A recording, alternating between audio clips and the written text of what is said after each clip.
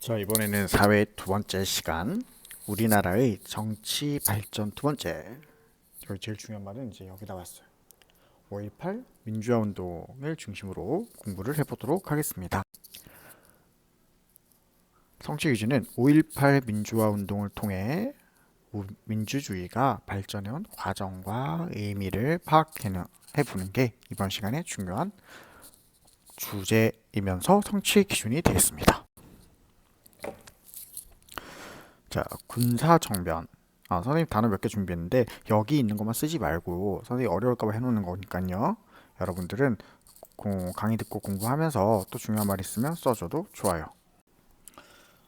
첫 번째 핵심 단어는 오늘은 핵심 단어 시작하기 전에 여러분 이름을 한 번씩 좀 불러보고 시작을 해볼까 해요. 선생님은 여러분의 1학년 때 입학 사진을 보고 있고 여러분이 너무 보고 싶어서 이름이라도 한번 불러보는 게 좋을 것 같아요. 선생님이랑 3학년 때 같은 반 했던 친구들도 있긴 한데 그렇지 않은 친구들도 있으니까 선생님 한번 불러보도록 하겠습니다.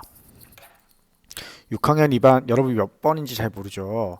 6학년 2반 1번은 김민준, 2번은 김성현, 3번은 김은혁, 4번은 김현준, 5번은 노태경, 6번은 박정서, 7번은 백보정, 8번은 양현서, 9번은 유도경, 10번 이동규, 11번 이동근, 12번 이상학, 13번 이재용, 14번 이치우, 15번 김예지, 16번 김유진, 17번 박리나, 18번 박서연, 19번 박지혜, 20번 안유빈, 21번 양서윤, 22번 이온유, 23번 임지우, 24번 정다운, 25번 정하은, 26번 진수아, 27번 최하나까지 우리 6학년 2반 학생들이죠. 1학년 때 사진 보니까 너무 귀엽네요. 선생님 다음 기회에 되면 1학년 때 사진도 한번 올려주고 싶네.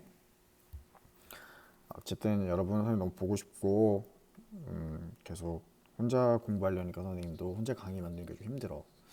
좀 여러분하고 같이 공부하는 게 훨씬 재밌는데 여러분 조금만 참고 빨리 코로나가 조용해지면 학교에서 만날 수 있도록 합시다. 그럼 계속 공부를 시작합니다. 군사정변은 군인들이 힘을 앞세워 정권은 정치 권력의 줄임말인데 보통 이제 대통령을 중심으로 한 이런 큰 높은 사람들 이런 사람들을 뭐 정권을 잡았다, 정치 권력을 잡았다 이렇게 말하기도 해요. 정치 권력, 정치적인 힘을 정권이라고도 하거든요. 직선제는 직접 선거하는 제도예요. 그러니까 내가 뭐 예를 들면 우리 어린이 정교 밀양초등학교 6학년 어린이회장을 뽑을 때 내가 직접 여러분이 한 표를 이렇게 투표를 했잖아요. 이게 직접 선거제고 간접 선거제는 어떤 사람들을 뽑아 투표할 사람들을 미리 뽑는 거야. 예를 들면 6학년 학생들 중에 반에서 한 명씩 6명만 뽑는 거야. 그래서 그 사람들이 원하는 학생회장을 뽑는 게 간접 선거제가 돼. 미국처럼 땅덩어리가 너무 큰 나라들은 이런 제도를 하기도 해요. 그 다음 또 잘 많이 나올 말이 유신헌법인데 원래 유신헌법이라는 뜻은 낡은 제도를 새롭게 고친다라는 이런 유신이라는 뜻인데 하지만 실제로 이 유신헌법은 국민의 권리를 대통령이 제한하는 거야.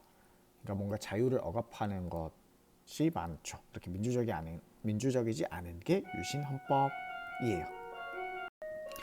그러면 본격적인 공부를 해봅시다. 선생님은 약간 시간 순서대로 공부하는 걸 좋아해서요. 항상 시간 순서대로 원과 결과 그런 것들을 얘기하는 게 좋아. 선생님 지금 학교에서 수업 영상을 만들고 있는데 종이 열심히 치고 있네. 원래라면 6교시 시작해야 될 시간인데 얘들아 빨리 학교에서 보고 싶네요. 그죠? 4.19 혁명 그 이후부터 살펴보도록 합시다. 이때 4.19 혁명으로 사람들이 이승만 전 대통령 몰아내고 새로운 정부가 들어서서 민주적인 사회를 기대하고 있었어요. 우리도 드디어 우리가 주인인 모두가 행복한 그러니까 모두가 적어도 자유를 누리는 민주적인 이런 세상에서 살 것이다 라고 생각을 했는데 하지만 슬픈 예감은 틀린 적이 없죠. 박정희와 군인들이 1961년 5월 16일 날 5.16 쿠데타, 5.16 군사정변을 일으킵니다. 군사정변은 앞에도 말했지만 군인들이 힘을 앞세워서 정치 권력을 정권을 차지하는 일이에요. 이 이후에 박정희 대통령이 되었고 대통령을 한번 해보니까 너무 좋았나 봐요. 대통령을 계속하기 위해서 나라를 이끄는 법 위의 법인 헌법을 계속 바꿨어요. 원래 대통령은 한 번만 하기로 됐는데 두 번, 세 번 하고 싶어. 세 번까지 했는데 더 하고 싶은 거예요. 좀 더 하고 싶어서 아예 횟수 제한을 없애려고 했어요. 그게 이제 1972년에부터 이렇게 준비해서 나중에 발표까지 된 유신헌법이라는 건데 좋은 말이지만 좋은 뜻이지만 사실은 정치 권력을 유지를 하기 위해서 대통령 계속 하고 싶어서 민주주의를 탄압하는 법이 유신헌법이에요.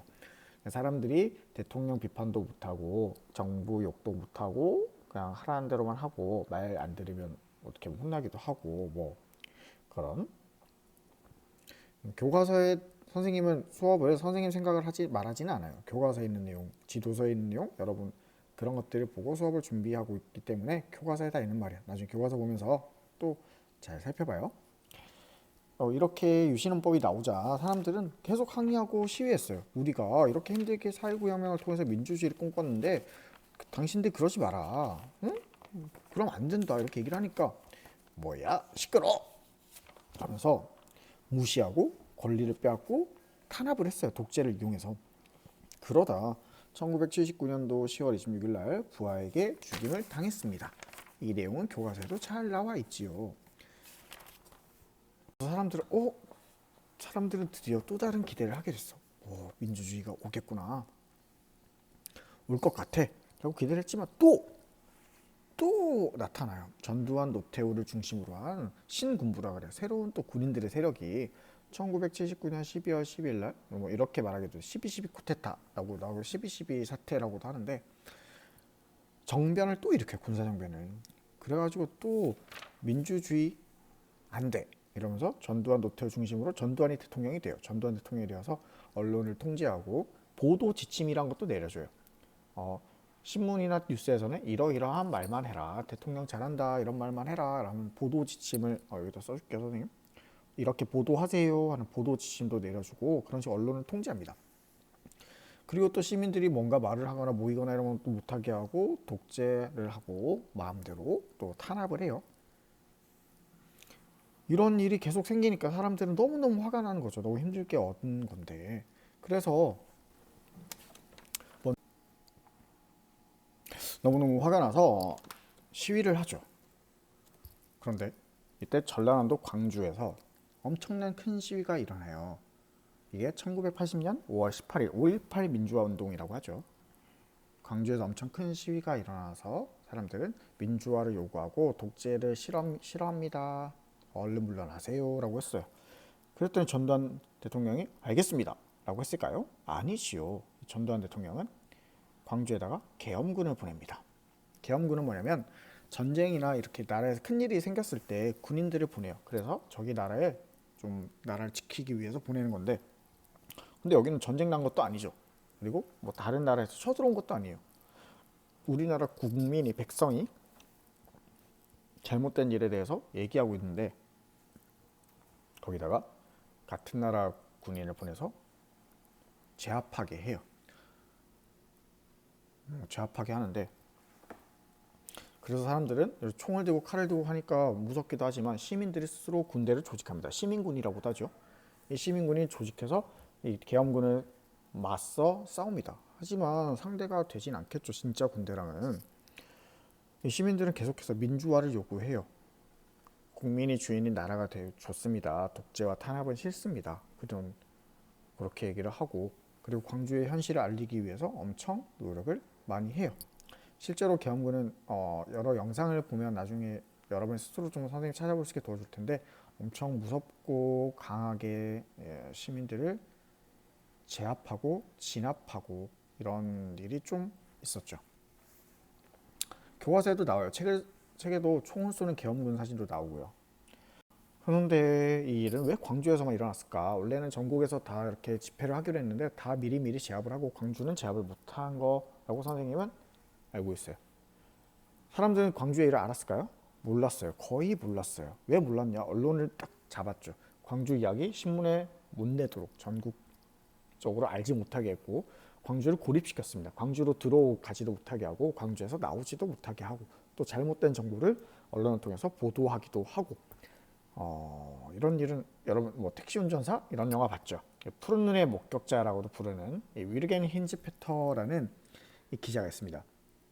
이 독일 기자는 이 광주에 몰래 들어와서 엄청 위험하지만 들어와서 그 취재를 하고 영상을 그 캔 뚜껑, 과자 캔 뚜껑에다 몰래 필름을 숨겨서 일본 가서 일본에서 독일로 쏴서 전 세계적으로 퍼지게 했죠. 엄청 굉장한 사람이죠. 그리고 이때 5.18 민주화 운동에 관련된 이런 기록물들, 어떤 뭐 일기도 좋고 사진, 이 영상물들은 세계 기록 유산이 됐어요. 유네스코 세계 기록 유산으로 등재되었습니다. 선생님과 여러분은 이 5.18 민주화 운동을 통해서 뭘 알아야 될까요? 여기서는 일반 시민들이 그 계엄군에 맞서서 두렵지만 무섭지만 너무 힘들지만 그래도 민주화에 대한 이런 시민들의 의지를 볼 수 있었고요. 또 이 대한민국의 민주화 운동을 통해서 다른 나라들도 보고 많이 따라하는 경우가 많아요. 다른 나라 민주화 운동에 영향을 주고 민주주의의 또 소중함을 깨닫게도 해주죠. 요즘에도 대한민국에서 아주 좋은 일도 일어나고 사실은 코로나 때문에 힘들기도 한데 그래도 이런 민주주의가 얼마나 소중한지 좋은지 이런 소중함도 깨닫고 있어요. 선생님도 나라가 참 소중한 거구나. 이제 외국에 나갔던 그런 외국에 살고 있는 한국인들도 많이 들어온 거 보면서 참 우리나라 좋은 나라라고 생각을 해요. 그래서 고맙게 생각하고 여러분도 선생님 나 추가적으로 또 볼 수 있는 영상도 링크를 달아줄 테니까 오늘도 강의 잘 듣고 정리도 잘 해주고 스스로 유튜브에서는 게임이나 뭐 다른 먹방 이런 것만 보지 말고 트위치 뭐 이런 거 하지 말고 5.18 민주화 운동에 대해서 EBS 선생님은 EBS 뭐 다큐 이런 거 되게 좋아하거든요. EBS 다큐 이런 거 좀 찾아보세요. 그러니까 5.18 민주화 운동 치면 막 여러 군데 그런 거 보세요. 항상 EBS만 봐야 돼요. 여러분은 유튜브에서도요. 그러면 선생님 나중에 퀴즈 또 올려주고 퀴즈에서 만나요. 안녕.